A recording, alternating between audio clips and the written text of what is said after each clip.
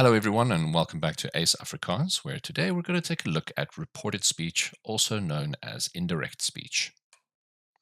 So reported speech is very similar to conjunctions because we are going to have an introductory sentence, a colon, and then a second sentence with usually quotation marks and sometimes question marks and exclamation marks. But in our answer, we're going to have that same introductory sentence, a conjunction, and then the second sentence with the context slightly removed. In other words, we're not going to have quotation marks and it's not going to be the direct sentence that we write. In order to do that, we're going to use group 3 conjunctions. Group 3 conjunctions, if you haven't watched our video on conjunctions yet, is very important to make sure you understand how they work.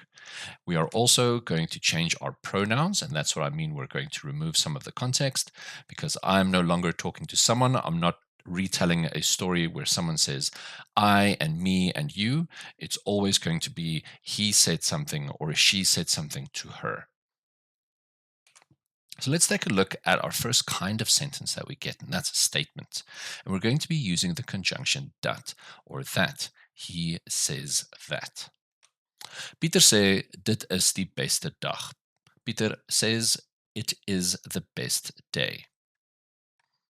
We're going to use that introductory sentence Pieter sê as our first sentence. We're going to use the conjunction dat. It is a group 3 conjunction. And then our second sentence, dit is die beste dag. Dat dit die beste dag is. We simply move our first verb to the last verb or to the second verb position. It's important to note that we do not change reported speech into the past tense as we do in English. It remains in the same tense. Let's now take a look at general questions. General questions are questions that begin with verbs and normally have a yes or no answer. Are you hungry? Is it hot? These questions begin with verbs and not with specific question words. We're going to use the conjunction of or if. She asks if or they ask if. Pieter vra, is dit die beste dag? Pieter asks, is it the best day? So we're going to use that Pieter vra introductory sentence as our first sentence. We're going to use the conjunction of, and our second sentence we're now going to treat as a group 3, a sentence following a group 3 conjunction because it is. So that first verb is moves to my second verb position. Pieter vra of dit die beste dag is. Specific questions are questions that start with specific question words. Wanneer, waar, when, where, etc. And we're going to use these specific question words as the conjunctions. If you remember our lesson on conjunctions, we said that specific question words function as conjunctions in our sentences, whether we want them to or not. We're going to use this to our advantage and use them to join the two sentences without adding anything else. So in our sentence, Pieter vra, wanneer is dit die beste dag? When is it the best day? We're going to start with our introductory sentence, Pieter vra, as our first sentence. We're going to use that wanneer from my second sentence as the conjunction. And then is dit die beste dag will then be changed because it is now following a group 3 conjunction. Wanneer dit die beste dag is. Let's take a look at our fourth kind of sentence, which is a command. And we're going to join these two sentences using an infinitive. Now, I know we haven't spoken a lot about infinitives, but all you need to know is what we've discussed already in our sentence structure video. So go and take a look at the infinitive section on that and refresh your knowledge. Pieter beveel Susan skryf die datum. Pieter commands or orders Susan write the date. So Pieter beveel Susan om die datum te skryf. So om just being our placeholder to start our infinitive. We then have everything else in our second sentence. And then finally, right at the end, we're going to have te followed by our verb om die datum te skryf. Now let's take a look at commands using dat and an auxiliary verb moet, must. I'm going to try and include a sentence that says someone commands someone that they must do it. Pieter beveel Susan skryf die datum.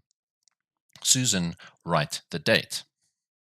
So in our answer, we'll see that introductory sentence, Pieter beveel, and then we're going to have our conjunction dat Susan die datum moet skryf. So we put in dat, which is normally used just for statements, but in order to translate the context of an emotion, of a command, we're going to insert the word moet. A couple of things happen to make this feasible. Firstly, Susan skryf die datum is our original sentence.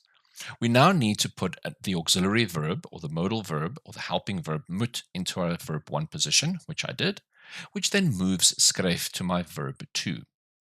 Afterwards, we now apply the dat group 3 rule, conjunction rule, which then moves moet, which was my verb 1, to the verb 2 position, but because it's an auxiliary verb, it doesn't move through a main verb that is already there. Now, let's take a look at these pronoun changes because they can often be confusing and they can be the reason why we're mispronouncing or we're creating confusion in our sentences. We're going to change pronouns into their indirect form, and the two main pronouns or kinds of pronouns we're going to be dealing with is possessive pronouns and personal pronouns. So personal pronouns, ek, meaning I, jy, which is you singular, u, which is you formal, hy or he, sy or she, ons or us, which is us or we, julle, which is you plural, hulle, which is they, and dit, which is it. Each of these will change into their indirect form. So depending on the context, ek will no longer be a member of the conversation. So we need to refer to he or she that said something. Similarly, jy will also not be part of this sentence that is being retold. So we have to say hy or sy depending on the context of who was being spoken to. Same situation with e, which is formal. However, hy and sy will remain hy and sy because he and she is already talking about someone else. Ons, julle, and hulle will all change, or in the case of hulle, stay hulle, because us and you plural will become them or they. Dit will stay the same. These are personal pronouns, and they're just when we are referencing or referring to someone or something. Now we get possessive pronouns. Possessive pronouns is when we try to indicate possession. My, as in my huis. Jou, as in your house. U, as in your formal. Sy would mean his. Now, I know that sy also means she when it's a personal pronoun. This is a homonym and it can cause some confusion.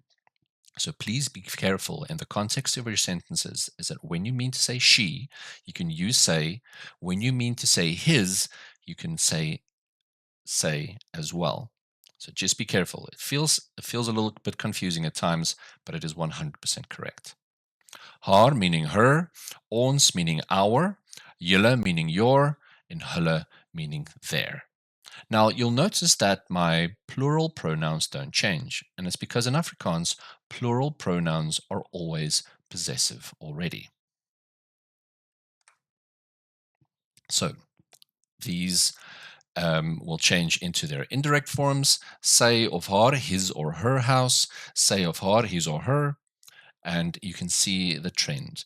Then we're removing personal context from our direct sentence, and we're making it impersonal, talking about someone who's not there in my indirect sentence. Sy, haar, and again you can see ons, julle, and hulle all change into their because we're talking about someone else. The person who is speaking is no longer there, so it can't be us, including them, or julle, the person that they were talking to. It all becomes there. So let's take a look how these interact with our statements. In our sentence, Pieter sê vir Daniel, jy moet my bal skop, you must kick my ball. Our answer is going to look something like this. Pieter sê dat hy sy bal moet skop. When we look at that jy in the sentence, you, it's referring to Daniel. So that's going to change into hy. When we take a look at my bal, that's referring to Pieter. So now that is sy bal of his ball. General questions. Let's add some pronouns into those. Pieter vra, is julle vandag by die skool? So we see that pronoun julle, you plural. Pieter vra of hulle vandag by die skool is. Julle changing into hulle. You plural changing into them or they. Specific questions with pronouns. Let's take a look at Pieter vra vir Susan. Wie is jou gunsteling aktrise? Who is your favorite actress? Pieter vra vir Susan wie. So again, we're going to use that specific question word as our conjunction, moving our verb to the end. But now taking a look, jou is talking about Susan, and that changes into haar. Pieter asks Susan who her favorite actress is. Let's take a look at infinitives and commands. Pieter beveel die klas, haal julle boeke uit, take your books out. Pieter beveel die klas om hulle boeke uit te haal. So you can see julle changing into hulle because we're talking about someone who's removed from our own context. Julle referring to the klas changes into hulle. Let's take a look at commands using dat and the auxiliary verb moet, but also including pronouns. Susan beveel Pieter, commands Pieter, jy moet jou hare kam. You must comb your hair. So in my answer, Susan beveel Pieter dat hy sy hare moet kam. We can see that jy is referring to Pieter, so that changes into hy.